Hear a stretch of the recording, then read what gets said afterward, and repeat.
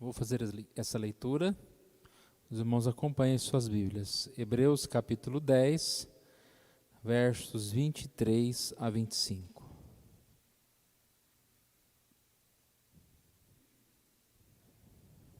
Guardemos firme a confissão da esperança, sem vacilar, pois quem fez a promessa é fiel. Consideramos também uns aos outros para nos estimularmos ao amor e às boas obras.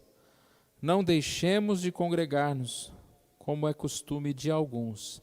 Antes façamos admoestações, e tanto mais quanto vedes que o dia se aproxima. Irmãos, hoje nós vamos começar uma série de estudos com o tema Igreja é essencial, Igreja é importante. E eu creio que é um tema muito oportuno, principalmente agora. Nós estamos passando por um momento diferente, depois deste Covid, que ainda não é um depois, é ainda durante. Nós vimos várias pessoas, de certa forma, deixando um pouquinho o hábito de vir à igreja. Acredito que muitos, neste tempo, tomaram uma decisão muito ruim, que é ficar em casa. E esse tema, a igreja é essencial, pode parecer para nós simples, né? Alguém discorda que a igreja é essencial? Todos nós concordamos com isso. Mas, se é essencial, cadê as pessoas? Hoje, de forma interessante, vamos dizer assim, para não dizer outra coisa, né? Nós vimos que nós temos poucas pessoas aqui. Então, é um tempo que a gente começa um tema, a igreja é essencial, e percebemos, sem acusar ninguém, né? sem julgar ninguém, porque nós sabemos que cada caso é um caso separado, mas para muitos não é essencial, correto? Se fosse essencial, estávamos todos aqui. O que é essencial, você não pode ficar sem fazer. Então eu creio que nós podemos sim estudar esse tema. Esse tema surgiu da seguinte forma: eu estava vendo uma postagem com o título 15 razões pelas quais a sua alma necessita de adoração em comunidade e não apenas uma transmissão ao vivo. É um artigo de um site chamado Coalizão pelo Evangelho, e esse artigo é de Danny Orlund. E eu fiquei com esse tema na cabeça, a importância dessa adoração comunitária. Depois, na semana passada, né, eu estive na Conferência Fiel, e lá eles lançaram um livro com esse título, Igreja é Essencial, redescobrindo a importância do corpo de Cristo. Esse livro é dos autores Colin e Jonathan. São dois presbíteros americanos, um de uma igreja chamada Redeemer e outro da Igreja Batista. E neste livro nós encontramos também esse tema. Uma partezinha lá da orelha do livro diz o seguinte: é preciso redescobrir que a igreja é mais do que apenas uma transmissão ao vivo, ela é uma comunhão essencial do povo de Deus, promovendo a missão de Deus. Então hoje, como introdução, nós vamos falar um pouquinho sobre essas 15 razões. E depois, no decorrer das semanas, nós vamos estar falando um pouquinho sobre o que esse livro traz, e assim misturando com algumas passagens bíblicas, analisando algumas passagens bíblicas. Hoje nós vamos falar um pouquinho de Hebreus 10, 23 a 25. E eu creio que nós devemos pensar nesse tema, orar por esse tema. Sempre é bom a gente relembrar a importância de ir à igreja, de estarmos juntos. Sempre é bom a gente ouvir, né? Por que nós estamos aqui? Por que nós nos reunimos na igreja? Por que é necessário essa reunião? Agora não podemos fazer isso pela internet? Ou, vamos, quem sabe, lá uma vez por mês, né? E é curioso, irmãos, que essa pandemia veio trazer experiências muito diferentes. não querendo julgar, já julgando, mas existem igrejas até hoje que só tem um culto domingo à noite, o restante só online, ainda com preocupação da pandemia. E nós estamos num país onde caiu-se bem, onde os shows estão começando a ter por aí, as pessoas vão aos estádios de futebol, as pessoas vão no supermercado, vão em todo lugar, mas na igreja é bom só domingo à noite, e não vamos abrir de manhã para que não aconteça nada com o irmão. Então, nós, como já dissemos, não queremos acusar ninguém, nem apontar para ninguém, mas aquilo que a gente fala, irmãos, eu acredito que sempre vai servir para nós, em algum momento, em alguma situação, porque é um tema que sempre ele é oportuno. Precisamos entender qual o propósito de nos reunirmos como igreja. Então vamos, irmãos, primeiro vamos falar um pouquinho sobre esses 15 razões. Nós vamos colocar aqui na tela 15 razões pelas quais sua alma necessita de adoração em comunidade e não apenas de uma transmissão ao vivo. Eu não vou modificar, não vou adaptar, eu vou dizer como está aqui. Ele está falando mais relacionado a essa questão do culto ao vivo, presencial ou online, mas se encaixa em muitas situações, como nós estamos falando, de deixar de vir à igreja, porque o problema não é nem só ficar online, o problema é deixar mesmo, que a maioria não vem à igreja e não vem em lugar nenhum, nem assiste pela internet, alguns, a maioria dos que não vêm à igreja. Ponto 1. A presença física de outros crentes é uma fonte de alegria e força incomparáveis para o crente.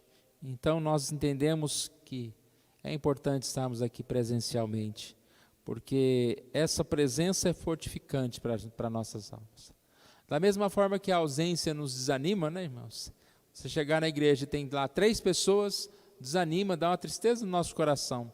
Quando nós chegamos à igreja e nós temos mais pessoas, nós nos alegramos. Não só pela quantidade, mas por podermos estar tendo esse momento de comunhão. Cantamos juntos, oramos juntos, nós vamos falar isso mais para frente. Mas nós temos esse momento de comunhão. E se nós somos o corpo de Cristo, quando nós estamos juntos, nós ali, digamos assim, estamos como um corpo, realmente. Nós estamos ali ligados e assim Cristo está.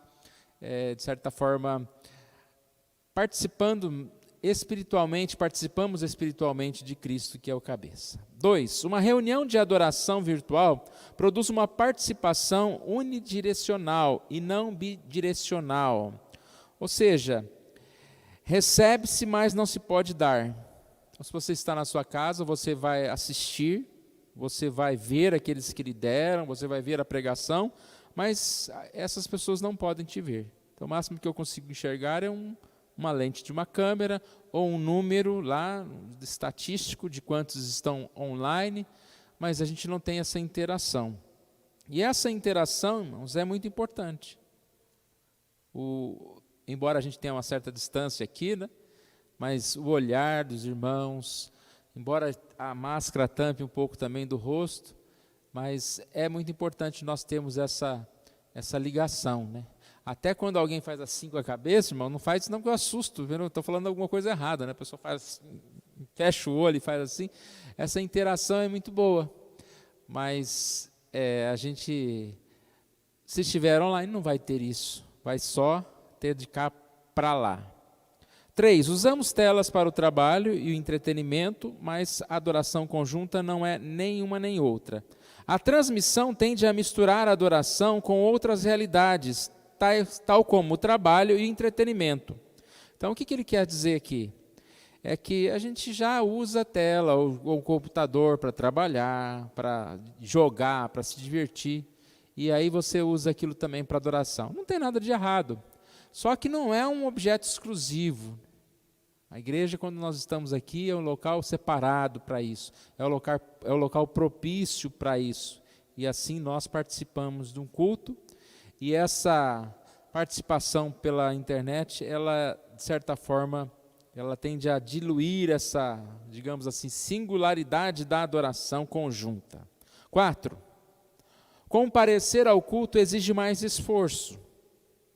E aí, com certeza, você precisa se arrumar, você precisa sair da sua casa, às vezes a pé ou de carro. Então, você precisa ter um certo esforço. Aquele que tem criança pequena, né, tem que arrumar a criança, e tem que todo mundo se arrumar logo. Vai, vamos, e etc. Se a gente pensasse no passado, né, quantas vezes a gente ouve história de pessoas que viajavam, né, pegava lá, ia a cavalo na igreja, demorava horas para chegar na igreja, ou a pé na igreja. Isso tudo exige esse esforço, essa dedicação, é algo que eu faço para Deus, é algo que eu realmente coloco o meu esforço nisso. Assim demonstrando o valor, né, de nós realmente nos reunirmos. Quando você se esforça por alguma coisa, você mostra que aquilo tem valor. Então, quando você se dispõe a sair da sua casa, seja 7h30, ou seja numa reunião de madrugada, para servir a Deus, você mostra que você dá valor àquilo. 5. Não existe apenas o culto de adoração em si.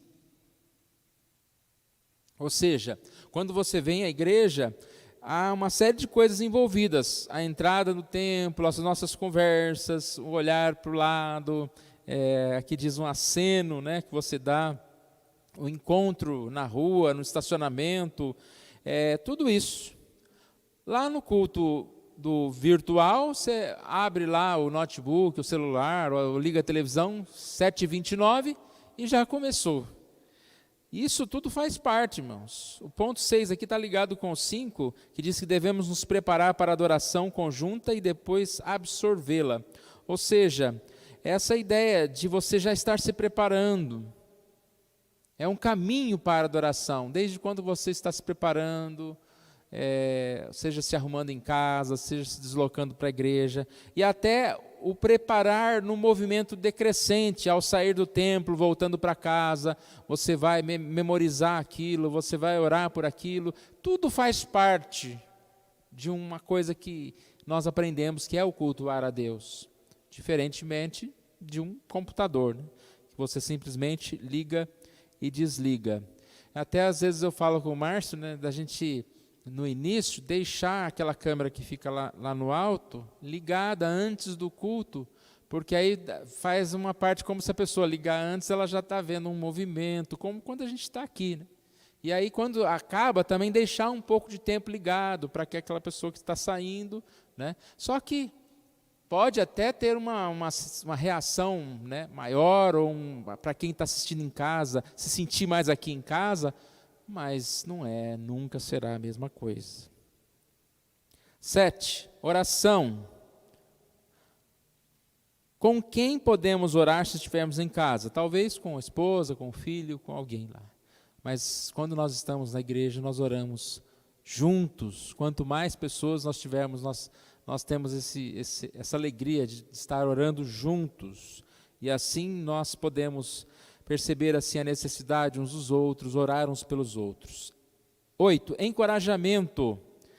Nós encorajamos uns aos outros, nós nos alegramos uns com os outros. É bom ver os irmãos aqui, é bom saber que você está aqui.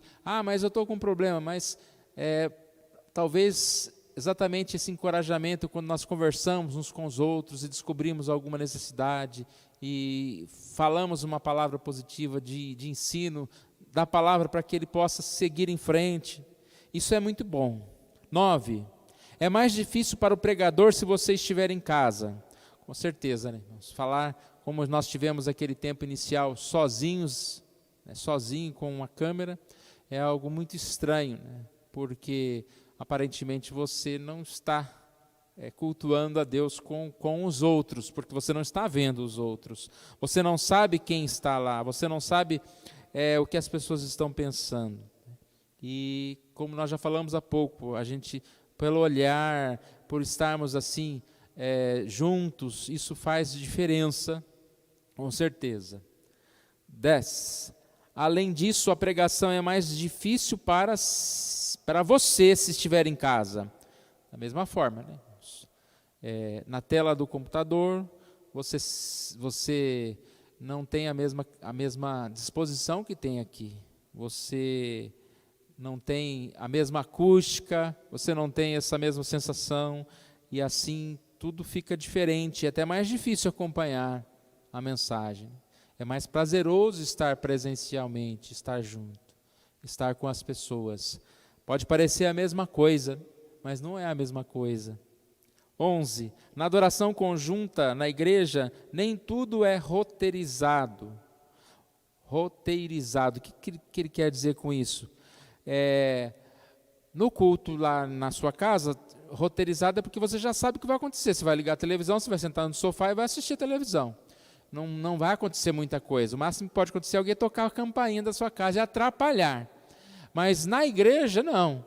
Aqui, a gente não sabe muito bem o que vai acontecer, quem nós vamos encontrar, com quem nós vamos sentar perto, a oportunidade que nós temos de conversar lá fora. Tudo isso faz parte desse momento que Deus nos dá para adorarmos a Deus aqui. 12. Quando se está no templo, não dá para apertar o mudo. Aqui ele está falando a respeito da questão do computador ou do celular. Pausar o culto, né? Vamos pausar o culto que agora eu vou tomar água, depois eu volto. Ou voltar um pouquinho o culto. Isso é um recurso bom para depois, né? Quando nós quisermos ouvir novamente uma mensagem, ou um cântico que eu gostei, eu quero ouvir novamente. Mas aqui não, é tempo real. Não dá para refazer. Nós temos esse momento que Deus nos deu, com as nossas limitações, né? Às vezes com falha, seja do pastor, ou do grupo de louvor, de quem vai dirigir liturgia, seja do jeito que for, mas nós temos aqui esse momento que Deus nos deu para adorar ao Senhor e para aprender do Senhor.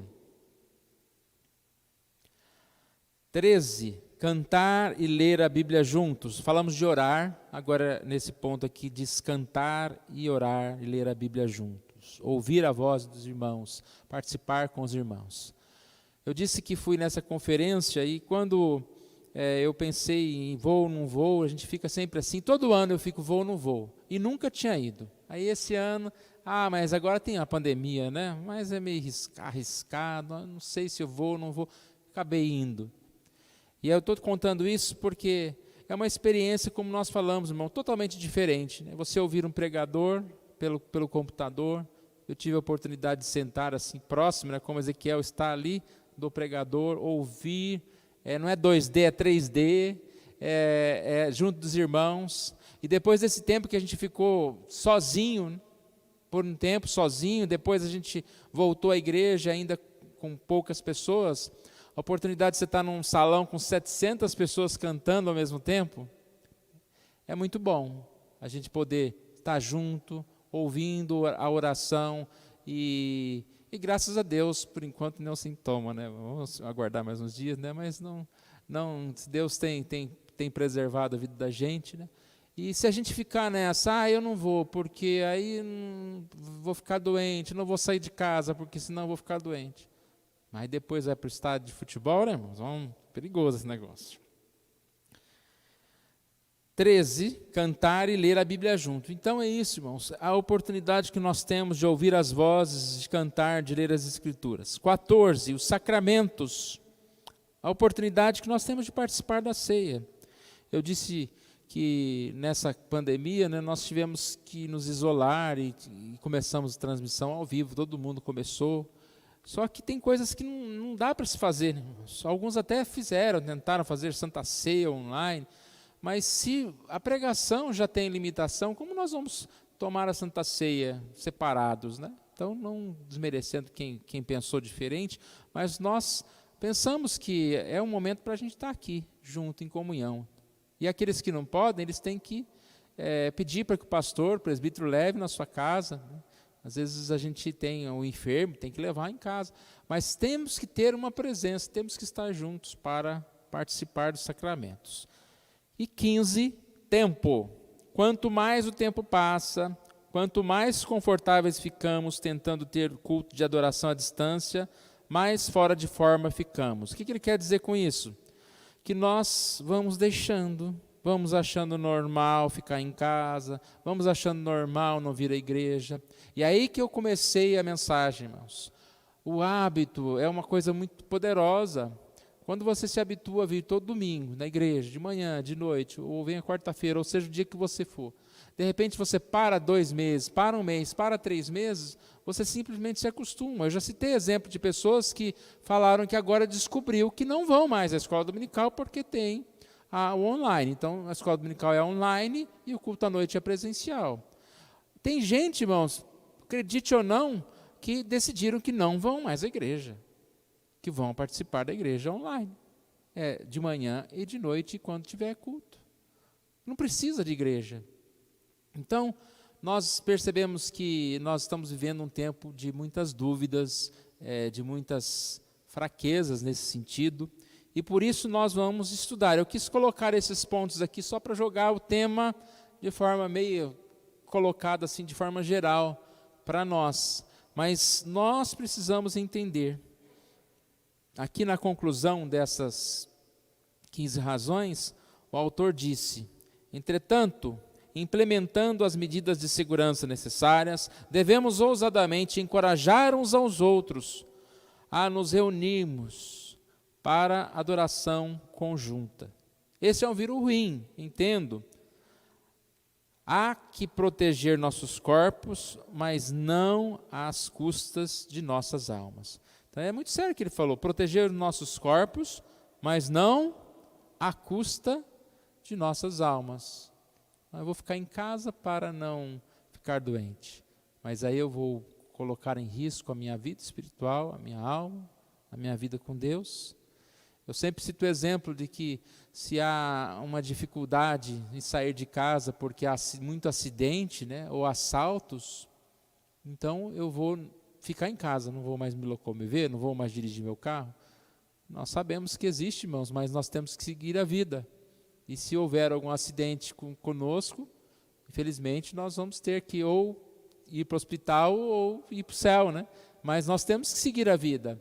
Eu cito muito a historinha da plantinha que tinha medo de nascer, porque aí tinha chuva e tinha sol, e lá embaixo da terra estava tão gostoso, tão escondidinho, tão protegido, e ela ficou lá. A outra nasceu e foi crescendo e ela ficou lá. Aí veio uma minhoca e comeu a sementinha que não quis nascer. Então, irmãos, não temos outra oportunidade. Nós não temos e não podemos deixar o inimigo aproveitar de uma situação como essa para a gente se afastar da igreja, para a gente deixar de vir aos cultos, para a gente deixar essa alegria que é louvar a Deus, que é estar presencialmente na igreja. E quando ele citou aqui que nós devemos, com as medidas de segurança necessárias, devemos ousadamente encorajar uns aos outros a nos reunirmos para adoração conjunta. Então, quando eu li essa frase, eu lembrei desse texto, irmãos. Eu queria que os irmãos abrissem as suas Bíblias e deixassem aberta em Hebreus 10, 23 a 25. Porque aqui, desde o início, né, Hebreus 10, lá a partir dos 19, ele fala que nós devemos ter intrepidez para entrar no Santo dos Santos, né? Jesus morreu e nós devemos, sim, nos aproximar de Deus. E aí, no versículo 23, ele diz, primeiro, guardemos firme a confissão da esperança. Ou seja, sejamos firmes. E qual que é a confissão da esperança? É a nossa fé em Jesus. E o que Jesus disse que nós deveríamos estarmos reunidos, e nós deveríamos estar juntos como um corpo, deveríamos anunciar a mensagem, e na sequência, ele diz aqui, que nós devemos considerar uns aos outros, versículo 24, consideremos-nos também uns aos outros, nós devemos demonstrar amor uns para com os outros, não podemos demonstrar amor em isolamento. Nós podemos mandar uma mensagem, fazer uma ligação, mas nada mais importante do que estar junto com alguém para poder demonstrar esse amor. Nada mais real do que o relacionamento vivo. Consideremos uns aos outros. E aí é o nosso dever, né? Quando diz no versículo 25 também, né? sobre façamos admoestações. Considerar uns aos outros, encorajar uns aos outros, incluindo esse incentivo da participação nas reuniões da igreja, nos cultos. Irmãos, como que as pessoas participam dos cultos? Como que isso acontece? Bom, nós sabemos do nosso compromisso e participamos. Mas muitas vezes nós precisamos desse incentivo, né? Você vai hoje na igreja, ou você convidar um visitante, uma pessoa, lembrar de alguém. A igreja precisa desse momento em que nós estejamos uns aos outros, incentivando. Isso por amor nós fazemos. Lembrando de alguém que não está participando, perguntar por que essa pessoa não está participando, encorajá-lo a participar. Isso tudo faz parte. E aí entra o versículo que nós sempre lembramos, é um versículo-chave nesse assunto, quando diz, não deixemos de congregar-nos, e diz que como é costume de alguns. O que aconteceu aqui, eu achei muito interessante, que dá para se encaixar muito com o nosso tema. Não deixemos de congregar-nos. Não falte nas reuniões presenciais, como é costume de alguns. O que aconteceu naquela época? Os crentes haviam sido severamente perseguidos, o que levou alguns a não se unirem na assembleia coletiva. Então você imagina, irmãos, aqui na passagem do texto, ele vai exemplificar isso, de versículo 30 em diante, falando a respeito da perseguição que eles estavam passando, a partir do versículo 32. Eles estavam passando por perseguições. E você imagina, perseguições. Você vai à igreja, você pode ser preso. Você vai à igreja, você pode perder seu emprego. Você vai à igreja, você pode perder isso, perder aquilo. Então eu não vou na igreja.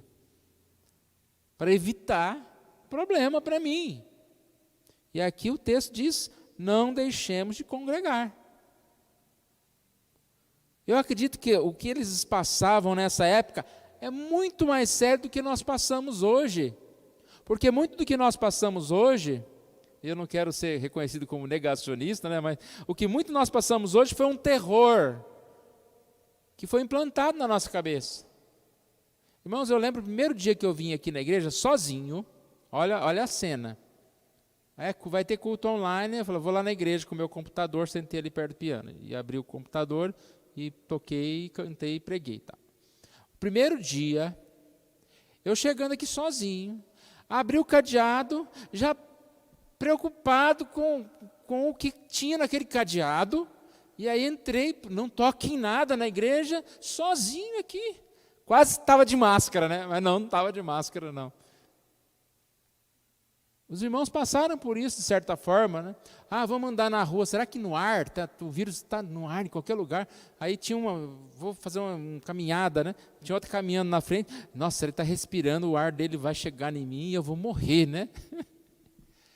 Ou seja, a gente passou por situações, acredito eu, né? Ninguém sabe ao certo o que está acontecendo, em exageros, que nós passamos por medos em exageros.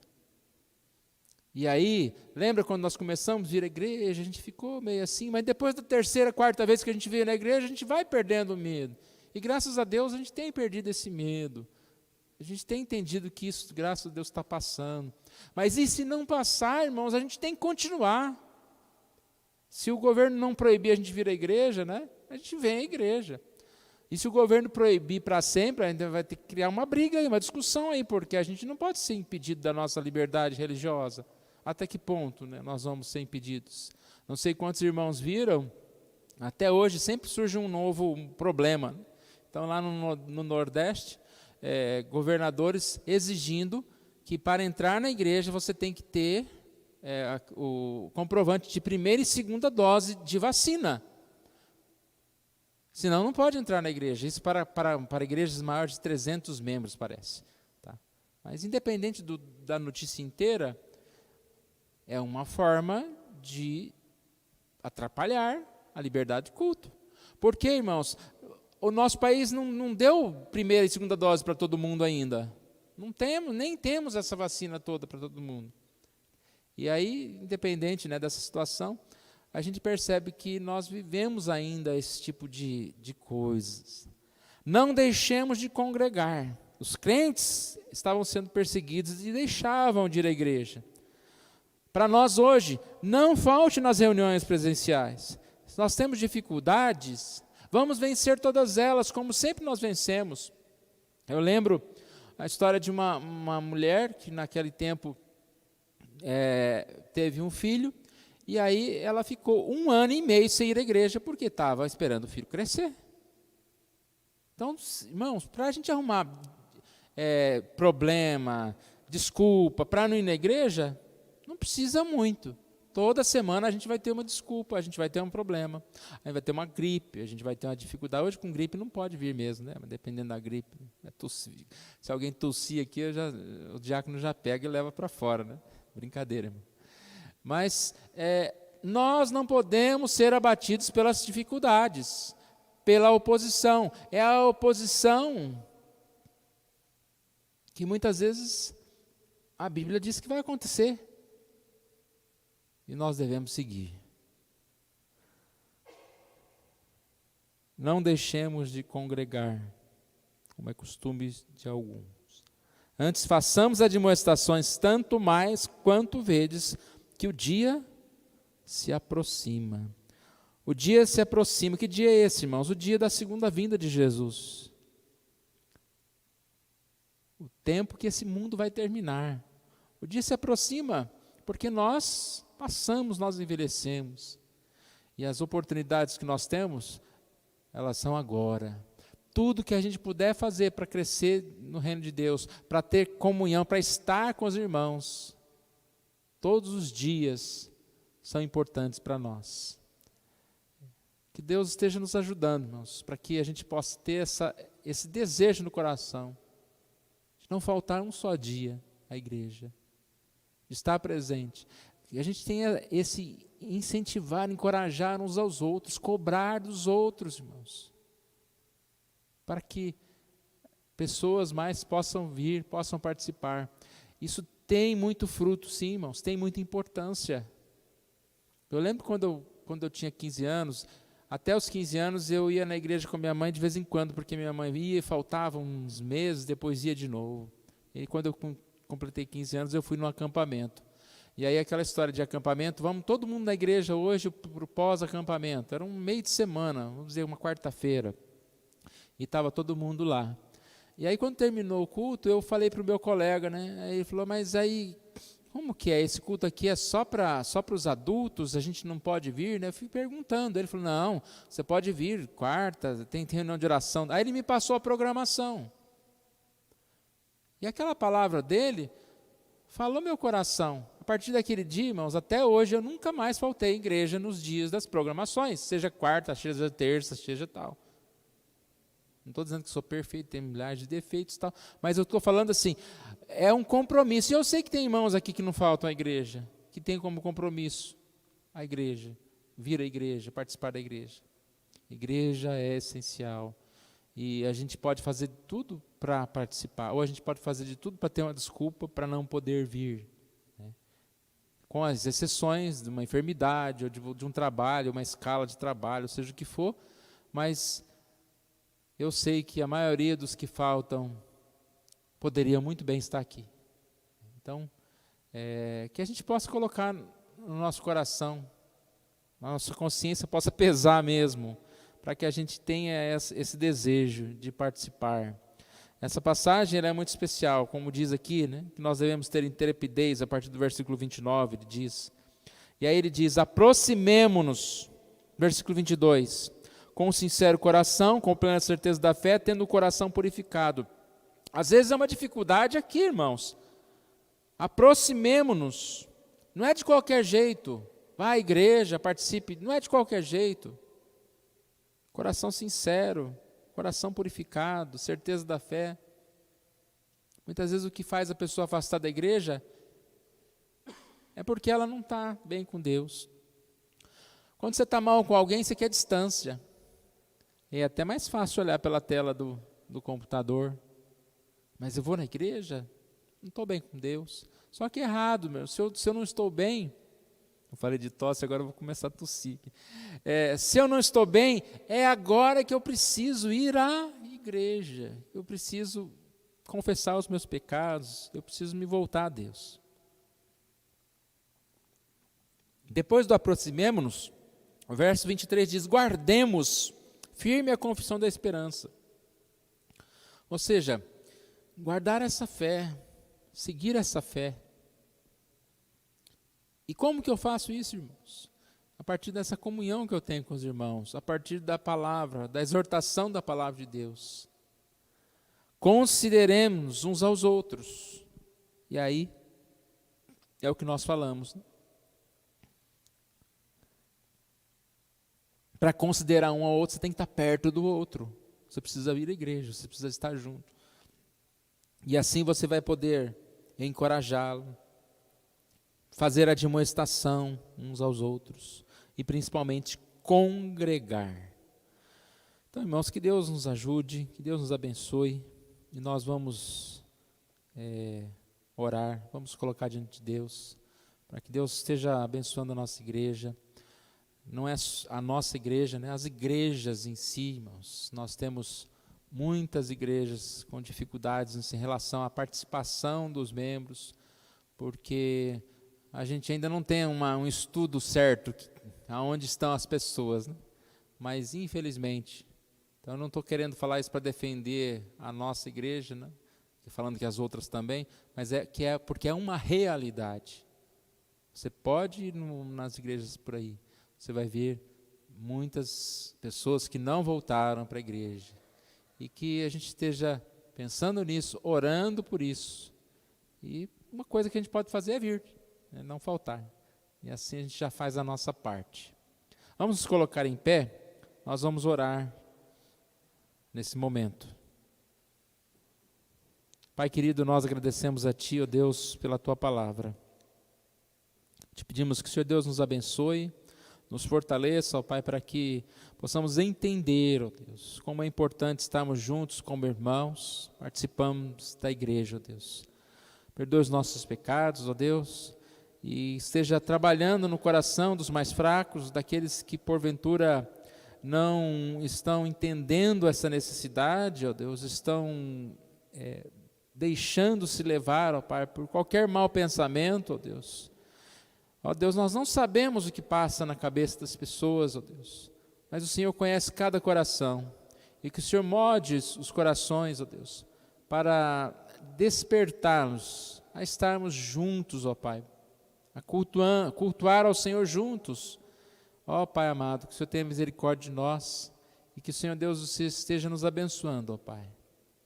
Abençoe, ó Deus, a Tua igreja, e também, ó Deus, há tantos perdidos, ó Pai, que nessa oportunidade nós possamos também ver novas pessoas vindo para a igreja, pessoas que perceberam, ó Pai, a dificuldade, a limitação da vida, ó Pai, e que estão, ó Deus, necessitadas do Senhor, ó Pai. Que possamos anunciar a Tua palavra a essas pessoas, pregar a essas pessoas, e também recebê-las como membros da igreja, ó Deus. Obrigado por isso, obrigado, ó Pai, por esse momento, que o Senhor nos abençoe. Nós oramos em nome de Jesus. Amém.